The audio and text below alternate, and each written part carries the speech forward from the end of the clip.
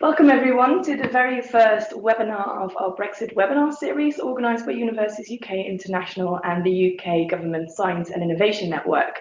These webinars are for anyone working in or with European higher education and research, so not just for UK audiences, but also very much aimed at European stakeholders. With these webinars, we aim to keep you up to date on everything related to Brexit, and the specific focus, of course, being on the impact and the consequences for UK and European higher education and research. During the webinar, you can send in your questions if you have any, and then we'll be dealing with them at the end of the webinar.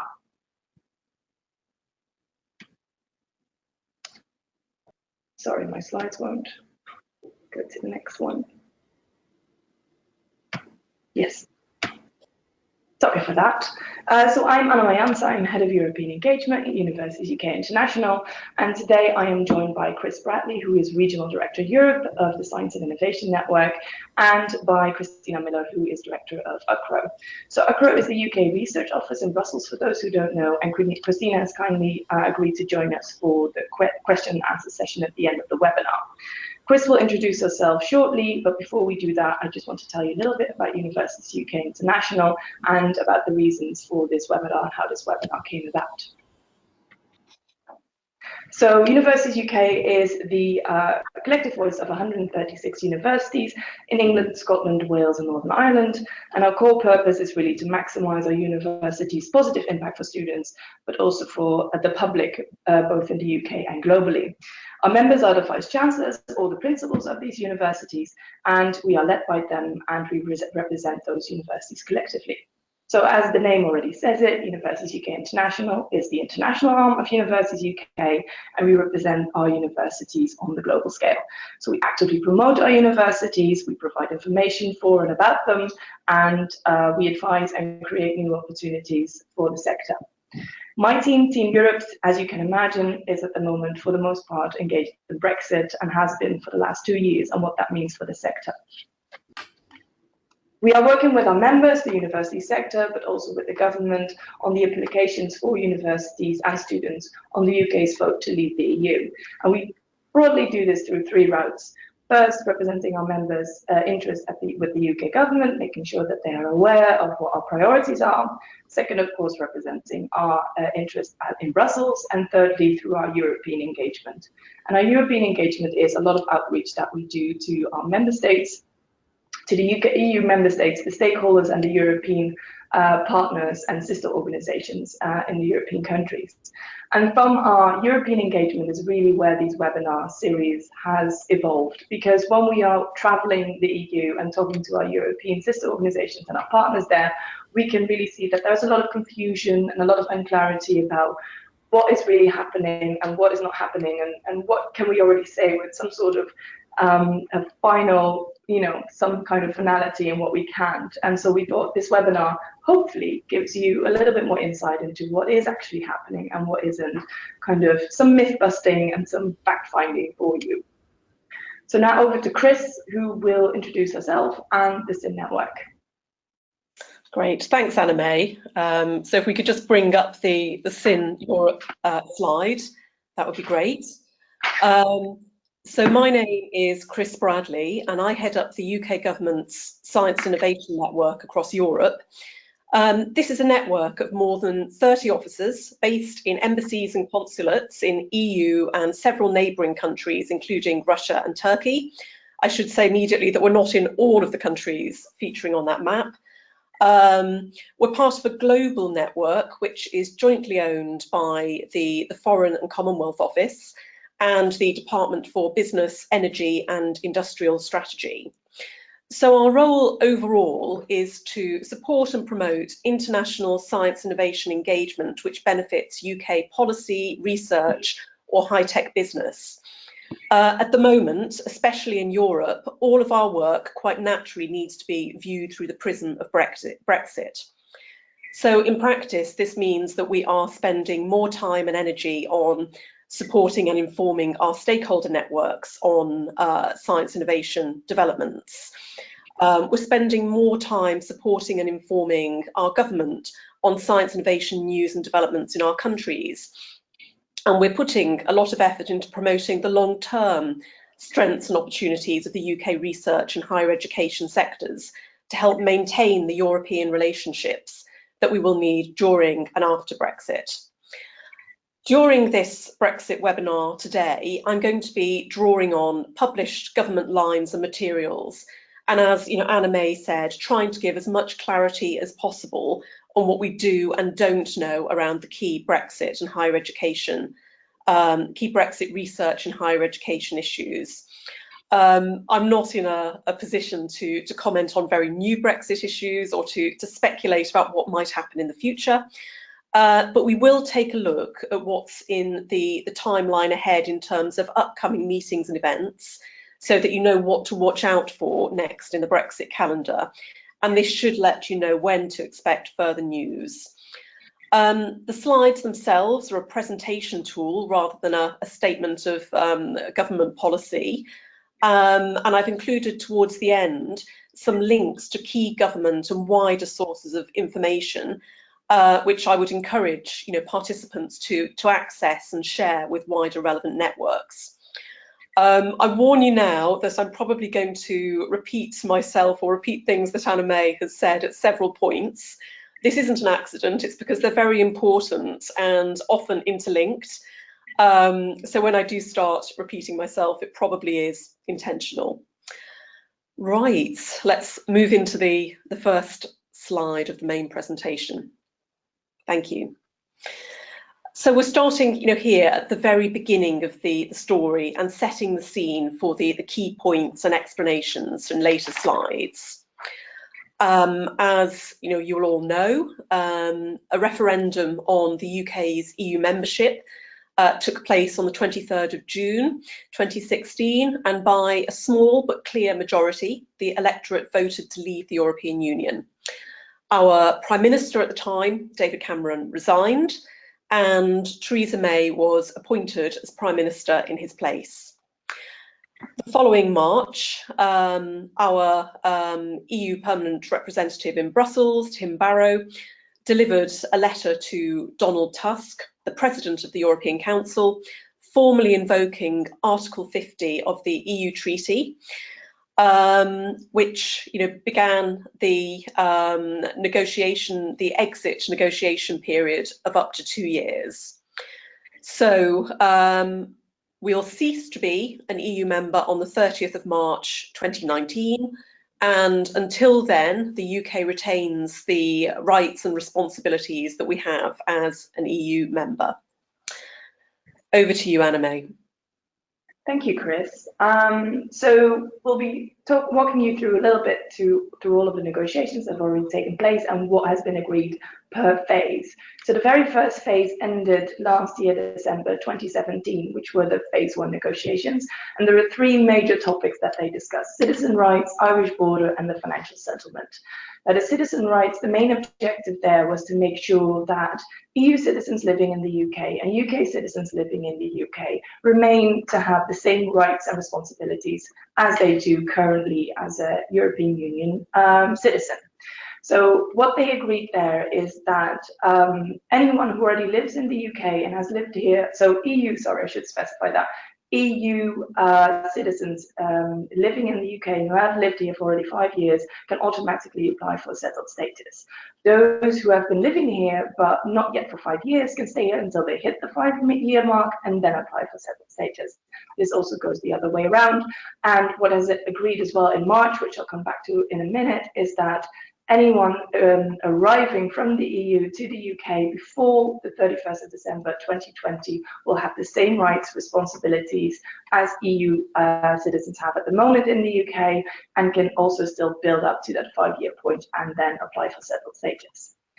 The administrative procedures to do this will be streamlined, smooth and transparent. The UK government is working on that, and this is something that they are even developing an app for people to just test whether or not they need extra documentation to prove how long they've been here. So they're really keen on making that as easy as possible. So the other one is the Irish border. Now, of course, anyone who's following the news knows that this is one of the bigger things that they haven't resolved yet. What they have agreed on at this moment is to adhere to the principles of the Good Friday Agreement And as a backstop, they have included that if there is no agreed solution on the Irish border, then Northern Ireland will maintain full regulatory cooperation with the EU and any rules of the EU. So this would basically mean stay in the custom unions and bits and pieces, I thought, of the single market, which of course is not an ideal solution, but this is the backstop that they've incorporated there. Then the financial settlement is the third bit, and this is the bit that, for those who might remember, a year ago a lot was written in the press about this, and everyone thought this was going to be the hurdle for the entire negotiations. Well, actually proved that that wasn't the case. What they did was to agree not so much on a sum of money, but on a way of calculating how much the UK would pay to the EU for the remainder of the budget. And once they agreed on the principles of that, they actually agreed on the financial settlement. And the financial settlement is also important because it has stipulations in there which are very important for higher education and research. Because what it says is that the UK pays into the current cycle of the EU's multi-annual financial framework, so that's the EU budget, which runs until the end of 2020. Now, because the UK is part of that budget until the end of the 2020, the UK also is part of Horizon 2020 and Erasmus Plus until the end, because we're paying into it as if we're a full member state, so therefore we also have the rights and responsibility as a member. Let me just try and get that presentation back online. There we go. So yeah, I think that is pretty much it for that. So the next slide, sorry for that, is about the withdrawal agreement. So this is a bit about the second phase of the negotiations, which were concluded in March of this year, and they agreed on several principles, and as you can see, some already known to you as I just mentioned them. But the biggest difference was that they agreed to a time-limited implementation period. Now, this time-limited implementation period lasts from the 29th of March 2019 until the 31st of December 2020, during which the UK will just continue to adhere to all the EU rules and have the same rights and responsibilities as it does at the moment as a member state. So it's really like a transition phase. As I already said, EU citizens arriving before the 31st of December 2020 can remain here and build those 5 years and then apply for settled status. So that's the citizens' rights bit. The UK will be able to negotiate, sign and ratify its own trade deals during that implementation period, but at the same time be party to any existing EU trade deals with other countries. Again, they reiterated the backstop agreement that in case there is not a solution for the Northern Ireland border, then they will effectively stay in parts of the single market. So again, because we're paying into the EU budget, until 2020, at the end of 2020, we will remain in Horizon 2020 and Erasmus until the end of those programs. So back to you, Chris. Thanks, Anna-May. Since we activated Article 50, the UK government has released a number of discussion papers, proposal papers, technical notices, and other materials, all of which can be found on the gov.uk website. I'm going to be pulling out and highlighting some of those which are most important in themselves and in terms of identifying our aims and ambitions on science, innovation, higher education. So one of the most recent, most important and most detailed that I want to bring in near the start of the webinar was the white paper on the future UK-EU relationship, which was published on the 12th of July, following a cabinet meeting the previous week. Now, the white paper says that the government seeks a principled and practical Brexit and wants a new relationship with the EU, which is broader in scope than any other that exists between the EU and a third country. On science, innovation, higher education specifically, I'd highlight 3 areas in the white paper for the purposes of this webinar. Firstly, around student mobility, where the white paper states that the future economic partnership should provide reciprocal arrangements to facilitate mobility for students and young people, enabling them to continue to benefit from world-leading universities and cultural experiences which the UK and EU have to offer. Then secondly, on Erasmus+, where the white paper states that the UK is open to exploring participation in the Erasmus+ successor programme. And thirdly, the white paper proposes that the future UK-EU relationship includes a broad and deep science innovation accord, which will support UK cooperation in EU research networks, infrastructure, policies and agencies. And on to the next slide. So this is one point in the webinar where I wanted to pause and take stock of some of the most important lines we've already touched on for science innovation and higher education. I may, cover in more detail, further on. The reason I wanted to stop, repeat myself, and highlight these is because they are some of the most common areas that me and others in our Syn Europe team are asked about by local contacts around Europe. We get out and about and we speak to research ministries, research organisations, local universities, business R&D contacts and others on a regular basis. And this does really bring home the fact that publishing a paper on a government website is not the end of a communications story. It's very easy for the science innovation messages to get lost in wider political noise or to pass unnoticed because of important domestic issues. So I've just identified a few of the most important messages that you can take away from the published Brexit documents so far. So as we've said, the UK can participate, fully in Horizon 2020 and Erasmus+ until the end of these programmes. UK participation in Horizon 2020 has been guaranteed. HMT, our Treasury, has underwritten UK participation in EU programmes, including Horizon 2020. On Horizon Europe, the next framework programme, HMG has said clearly that we do want to explore future association to EU research and innovation programmes, including Horizon Europe. It's very much part of the new relationship we want, which is broader in scope than any other that exists. On student fees, EU students on courses, it says here on the slide, starting in England in 1920, will continue to be eligible for home fee status. I should also note that the Scottish Government had already confirmed home fee status for its students before we confirmed this, and the Welsh Government has now made the same commitment. So that's positive news on student fees for 1920 at least. And then, as we've mentioned already, individuals should be able to move, live and work on the same basis as now up until the end of December 2020. Next slide, please. Thank you. So let's take a look now at the situation with Horizon Europe, FP9, the successor to Horizon 2020.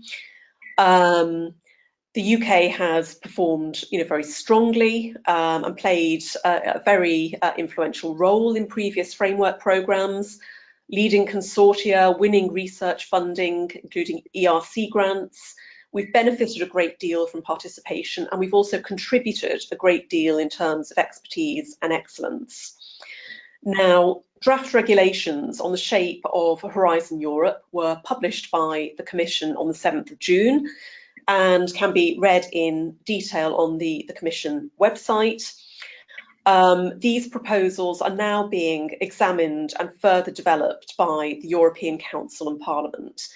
The UK is in a curious position of being both an EU member state at the table in developing these proposals alongside other member states through the usual working groups and consultation mechanisms, while knowing that we will have left the EU by the time Horizon Europe is launched. So in the present, the UK intends to play a full and constructive role in shaping the proposals. And for the future, the recent white paper clearly sets out that we want to explore association to excellence-based European science innovation programmes, including Horizon Europe and others such as Euratom R&T. Now, such an association would involve an appropriate UK financial contribution linked to a suitable level of influence in line with the contribution and benefits that the UK would bring. And we are, the UK government is ready to discuss these details further with the Commission as soon as possible. Having run through that, I was going to say a little bit more on the detail of UK proposals for the future relationship. We are often asked if there's any more detail, anything else we can give to our stakeholders beyond the very high level lines in the white paper. And if these are questions that you're also asking, I would encourage you to take a look at a publication from May 2018, which sets some of this out. And I've included the link in a list of key documents at the end of the webinar. This is from a presentation which explains the UK government's vision for the future UK-EU partnership on science innovation. It's part of a series produced by the UK negotiation team for discussion with the EU in order to inform development of the future framework. And it has already informed several conversations between relevant officials. So there is a small overview here. Do look up the full pack if you want some more information on that. Let's move on to the underwrite guarantee. So again, this is another issue where I'm very conscious that there is an appetite across Europe for more detail and for clarity. Horizon 2020, again, as I think we'll all know, has provided about 80 billion euros of funding over 7 years, and the UK has secured around 4.6 billion of funding to date. The UK government is committed to ensuring that UK and EU researchers, universities and businesses will still be able to collaborate after EU exit. So our priority remains ensuring that the draft withdrawal agreement that Anna-May talked through earlier is finalised and concluded.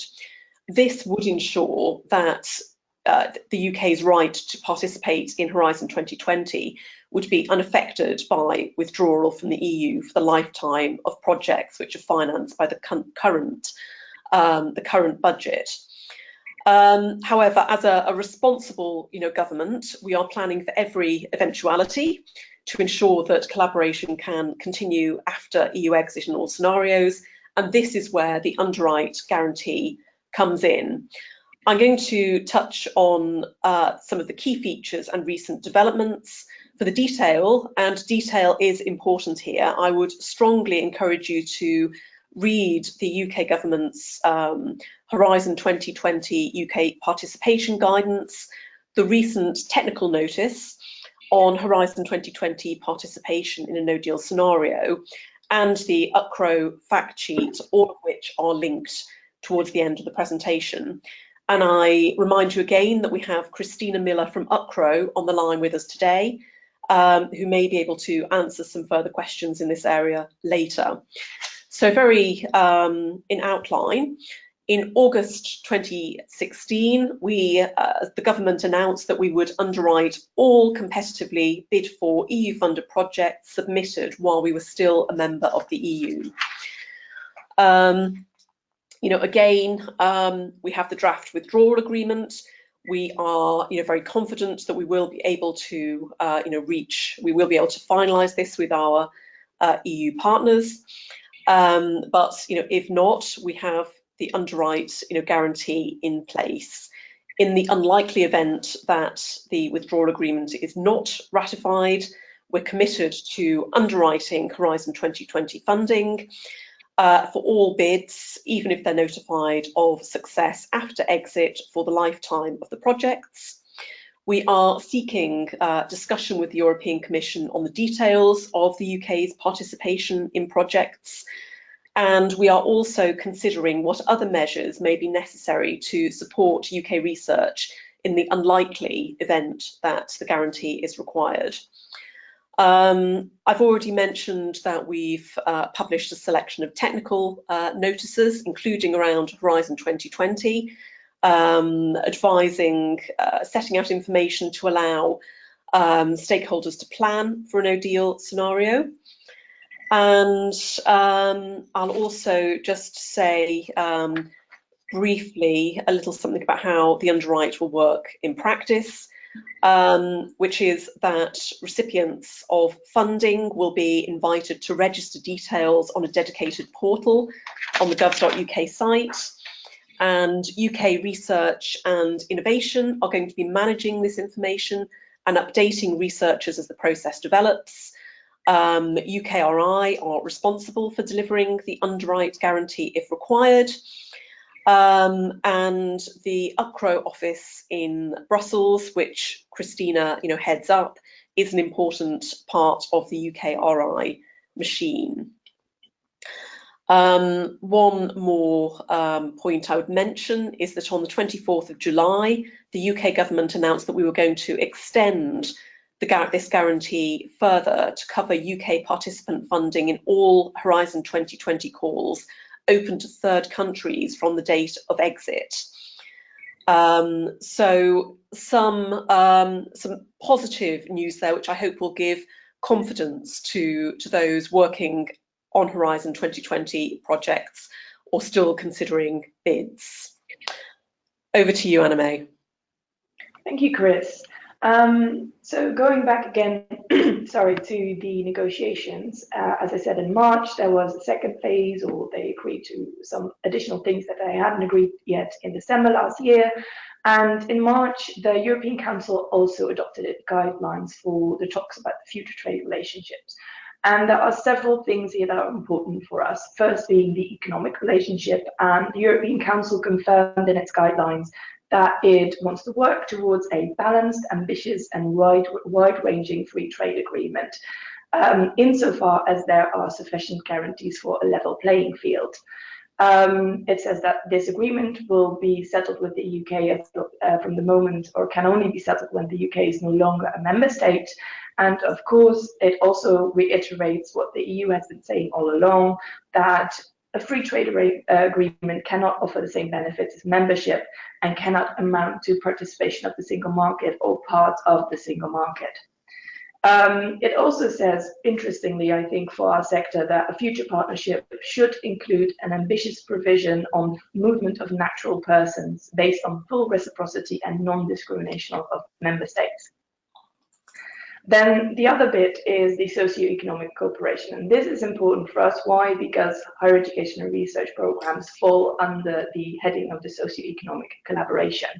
And what the guidelines say is that regarding certain union programs, meaning Erasmus and Horizon, any participation of the UK should be subject to the relevant conditions for the participation of the third country.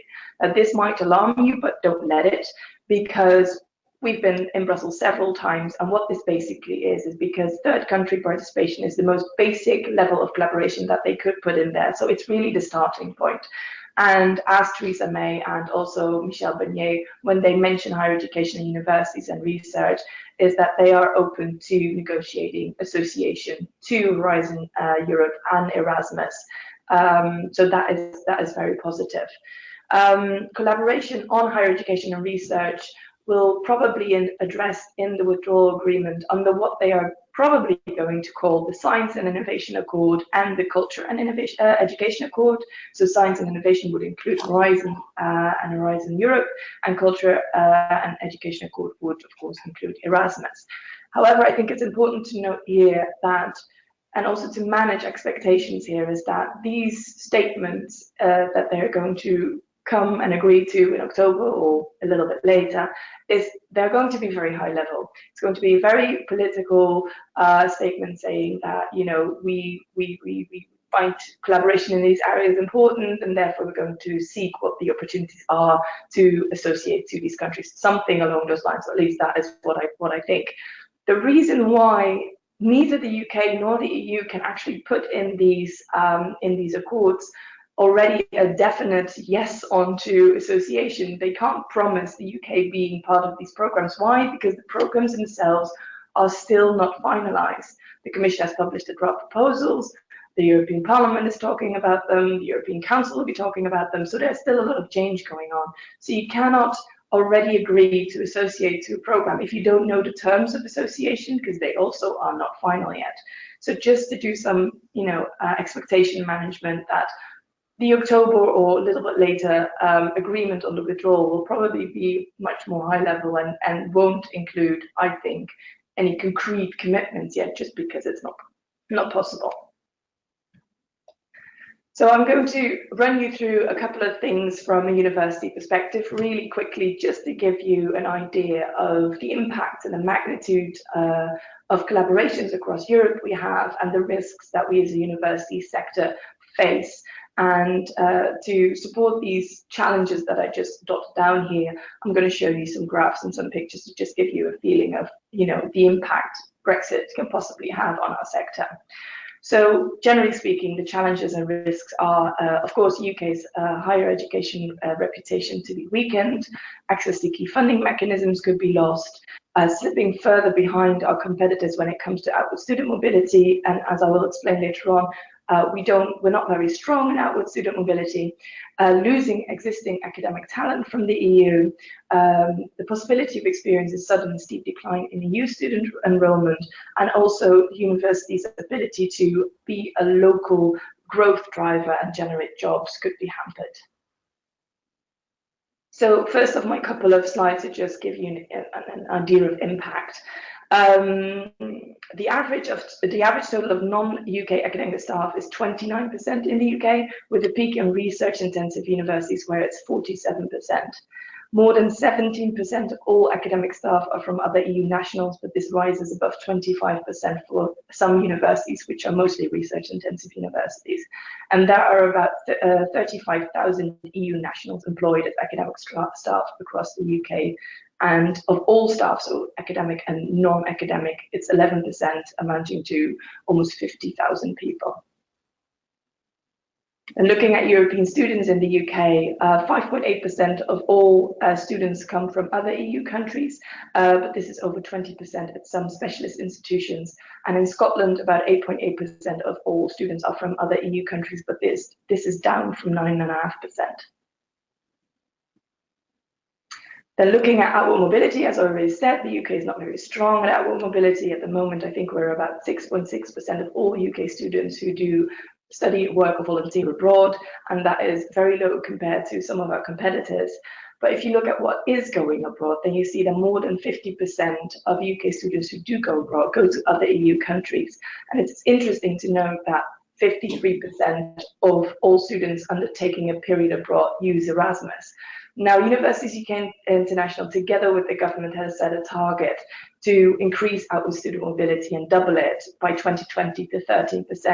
Now, you can imagine we need Erasmus to achieve that target, because if 50%, more than 50% of our outward student mobility happens through Erasmus, then without Erasmus, in the short term, we really wouldn't have a chance of achieving that target. So that is how important that program is to us. This particular slide I really like. Why? Because it really gives you a good sense of how important our research collaborations are. Because if you total all the European research collaborations, you come to a number of about a little bit over 378,000 collaborations. And if you add up all the other major research partners across the world, but exclude the EU, so the entire world, but not the EU, you still wouldn't get as much research collaborations as you would with just the EU, because the rest of the world is a little bit more than 316,000, but the EU alone is 378,000, and I think that really gives you a good sense of how much collaborations we've got going on and how much this would impact the sector.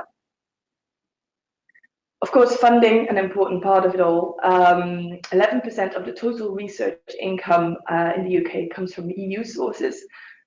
we have been seeing a downward trend in getting EU funding. However, the downward trend is different for different bits and pieces of the Horizon 2020 program, and it differs between periods of the year. So it goes up a little bit here and it goes down a little bit there. So it's very difficult for us to really determine and really say that this downward trend has, the cause of it is X, Y, or Z. But of course, we do think that the uncertainty around the UK's availability and the UK's ability to participate in Horizon 2020 hasn't been helpful, of course. Then looking towards the future, the long-term future, what we as a university sector want, you can roughly divide it into two strands of work: the UK-EU relationship and domestic policy reform. None of this is probably a surprise to those who are listening, but of course we want full association to Horizon Europe. Same goes for Erasmus. We want continued mutual recognition of professional qualifications, and where it would be beneficial, also continue our arrangement with the European Investment Bank, because UK universities have been known to have some successful lending projects from the EIB. On the other hand, you have the domestic policy reform. And of course, we want an immigration system that allows universities to attract global talent with minimal barriers. We also want to we want more support for international research collaboration, and also more support for facilitating outward student mobility. We want to have a UK Shared Prosperity Fund, which will be the UK version of the EU structural funds that will be built on the expertise of universities. And lastly, we want to keep the regulatory standards we have with the EU at the moment, to be sure that in the future, EU and UK research can just continue to collaborate on that same high level as we have at the moment. So more on the shorter terms, what does the higher education and research sector need? Of course, as everyone does, we want the withdrawal agreement to be finalized as soon as possible and enshrined into law to take away the uncertainties that we are living with. Clarity on the provisions of student fees for the 2020-2021 academic year, an informed immigration policy, and also clarity about what that immigration policy will be looking at as soon as possible, and where possible, more commitment on association to Horizon Europe and Erasmus as soon as possible. Talking about these last two programs, I'll quickly dive into the EU perspective on the legislative proposals of Horizon Europe and Erasmus. I think here it's a very positive message, because what the European Commission has done with the two draft proposals is literally opened the door for UK full participation in both programs. Both of the legislative proposals make that possible, and I think that is, for our sector, really a very, very positive development. In Erasmus, the Article 16 is the article that deals with the requirements for the category of associated third countries, which is what at the moment is a program country, and this is the category the UK would fall into. And it basically just says that full association is possible, and there are a few terms in that article for that agreement, such as no decision-making powers for third countries and ensuring a fair balance regarding contribution and benefits. But this is something that needs to be negotiated between the EU and the UK when they start negotiating what the terms are for the UK to participate in these countries. Same goes for Horizon Europe, very positive, full association is possible. Again, this needs to be negotiated by the UK and the EU. What was interesting is that Commissioner Moedas, when he presented the proposal, said that the new proposal includes a possibility for countries to partially associate, and he actually specified that this was done with the aim to include countries like Canada in the future, and he didn't mention the UK, so I think that is a helpful message for us. Oh wait, sorry, Chris, I already went to the next slide, but before we do that, two little things I wanted to say. It's important to stress that although for the UK, it will be the first time for us to negotiate access to these two programs, there are other associated countries who have done it quite a few times before us. So if they can do it, we can do it. And it is my personal view, and this is something that I just want to put out there. Association to these countries doesn't necessarily need to be part of the political negotiations. Both Erasmus and Horizon are entry ticket programs. They are wrapped up in the political negotiations because that was a decision that was made very high level. But I would hope that even in the very worst case scenario, which again, highly unlikely, but even in the very worst case scenario where we haven't got a deal, there is still an opportunity for the UK to participate in these programs because they're entry ticket programs. That's it from me. Sorry, Chris, over to you. No worries. I'm just going to take a quick look at the timeline now and draw together some of the key events which we know are already in the calendar, and touch on a few other things you might want to watch. So at the phase we are in at the moment, there are some very important high-level head of government meetings coming up. One is happening right now in Salzburg, an informal summit. Our Prime Minister Theresa May is there with other heads of government, looking at an agenda which includes internal security, migration and Brexit. I think that if the agenda online is accurate, they might even be having their press conference right now. So we'll see, what comes out of that. It won't be any official agreement. This is an informal meeting, but it is a chance for the heads of government to sense check positions and views before the formal European Council meetings, which are coming up. Now, the next of these is going to take place on the 18th and 19th of October.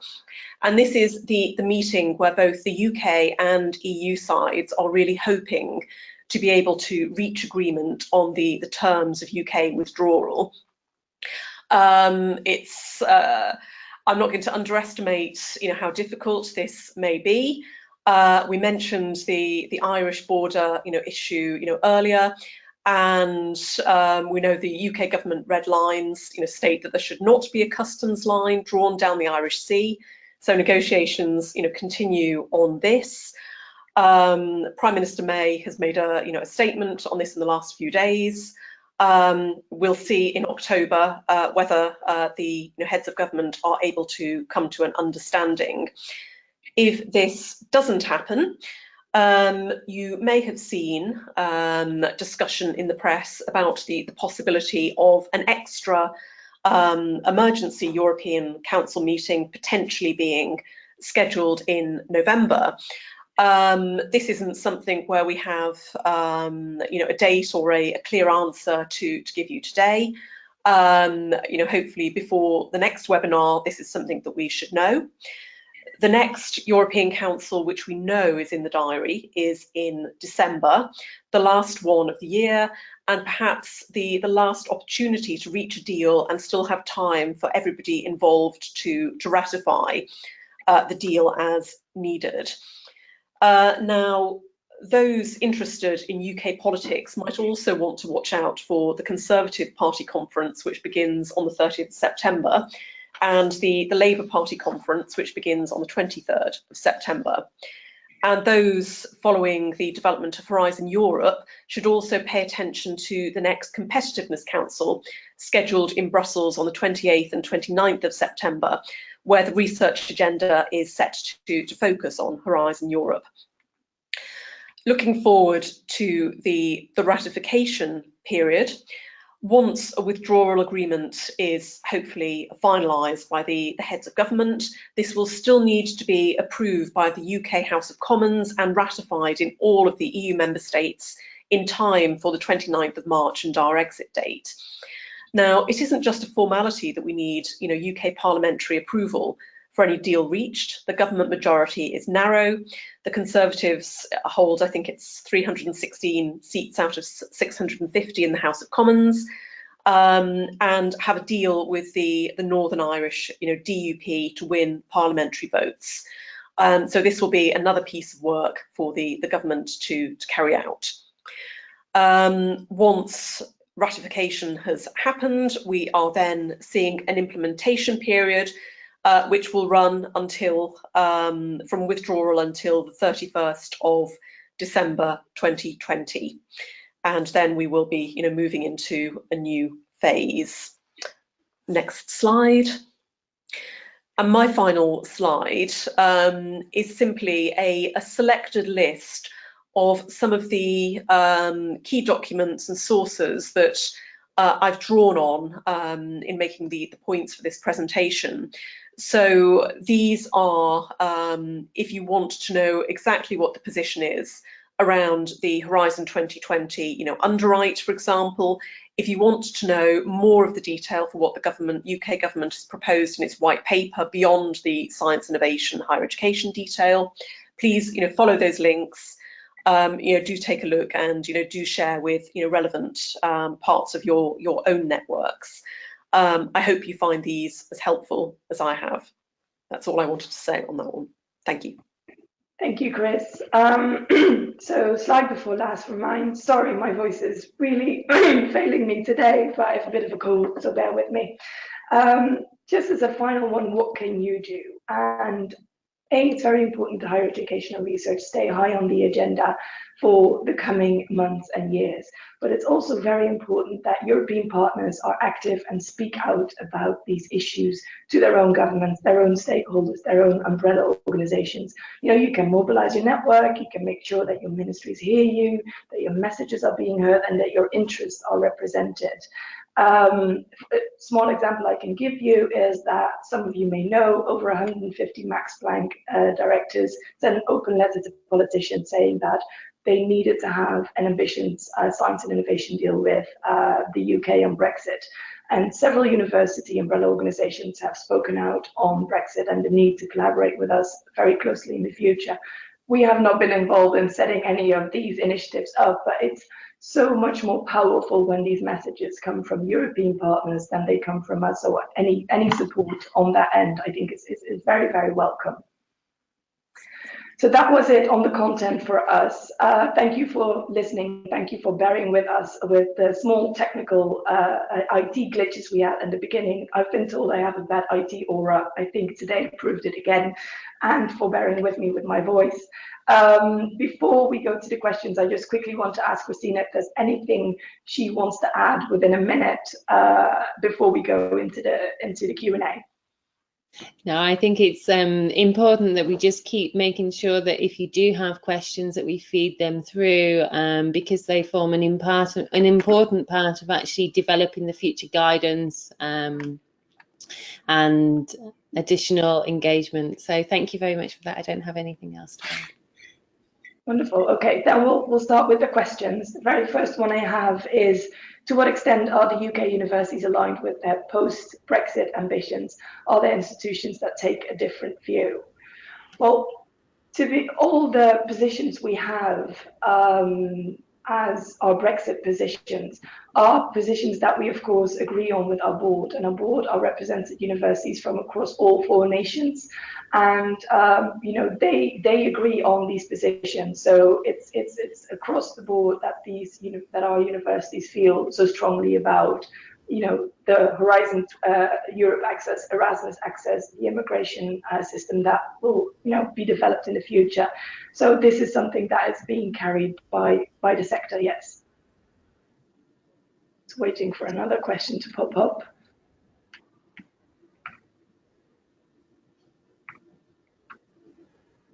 Oh, that's a long one.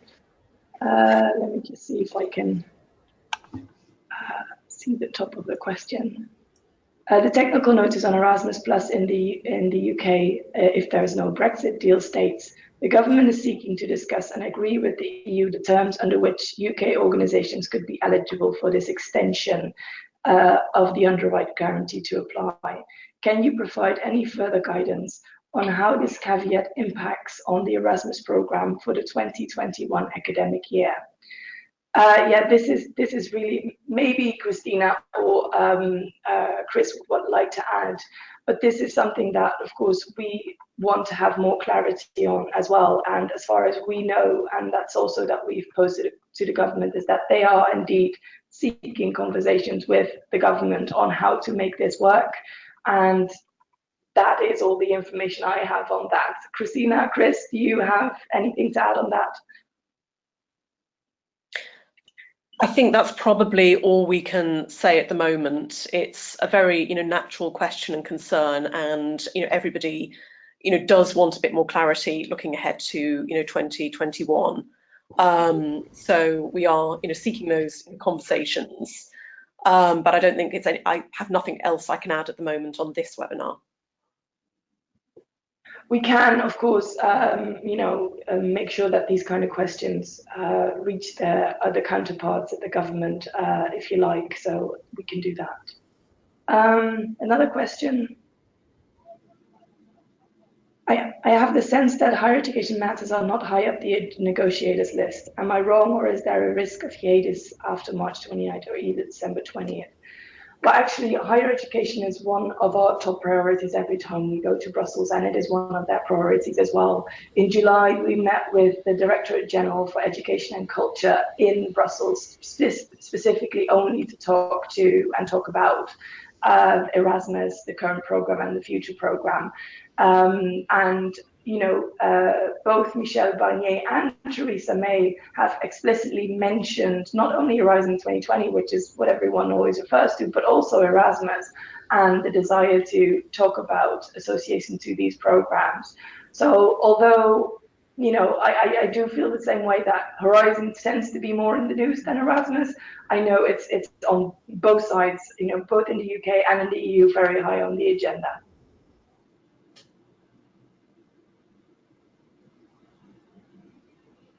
Okay, let's see what other questions we have. One very specific one, maybe Christina, you can answer this one. Can a UK researcher still be a project coordinator in Horizon 2020? So under the current programme, the UK is still a member state up until the point at which it exits. So this is something that we have to bear in mind for the moment being. If we have the withdrawal agreement, as Chris explained, then the UK will continue to participate as normal. So yes, we will continue to be able to be a coordinator. In a situation of a no deal, then the UK would be a third country. And as Anna Maya explained, this is the minimum way of engaging in the programme. But actually, as a third country participant, you can still coordinate, carry out all of the coordinated duties, including administering the fund. The difference is that the UK's share of their role within the project, that will be paid for via the guarantee extension. So that will be paid for from the UK government. But yes, the UK can continue to coordinate the projects. Okay, I've got another one which is more of an extension to what you've already said, Christina, so maybe you could answer that one as well. What should I tell a researcher to tell their consortium members in Horizon 2020 in case there is a no deal? I think in case of a no deal. So I think what the most important thing to tell the consortium members is also we are working towards the withdrawal agreement. So this is one point, and that's the ambition. For the second point, in the case of a no deal situation, the UK's participation within that project will be funded by the UK government. If it's an ongoing project, then this would be from the underwrite guarantee, or if this is for a new project post exit, this would be from the from the guarantee extension. So I think it's that they can have every confidence to continue to participate with their UK partners. I think it's about providing that reassurance that the funding side is being handled, but also that there is a continued desire to continue these collaborations. Thank you, Christina. One last question. Appreciate it's asking the impossible, but imminent open days in Scotland are referencing a mobility window in 21. Yeah, they are. We need an urgent lobby effort to participate in a new Erasmus program to support recruitment onto modern languages is key. Yeah, I completely agree with you, and that is exactly what we've been doing. I mean, we go out and about in Brussels, the European member states, and also, of course, our own UK government. And they are very much aware that it is crucial for our sector to be part of the new Erasmus program.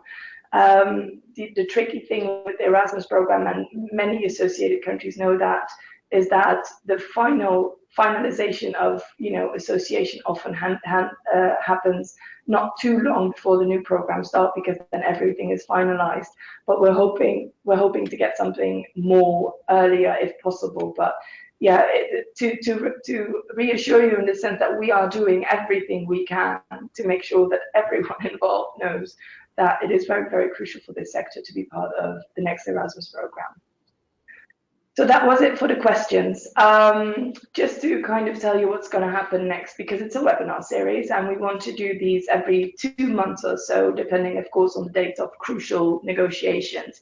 As you heard Chris say, we'll have an October European Council Summit, but today in Austria, the EU leaders might announce a November special EU summit as well.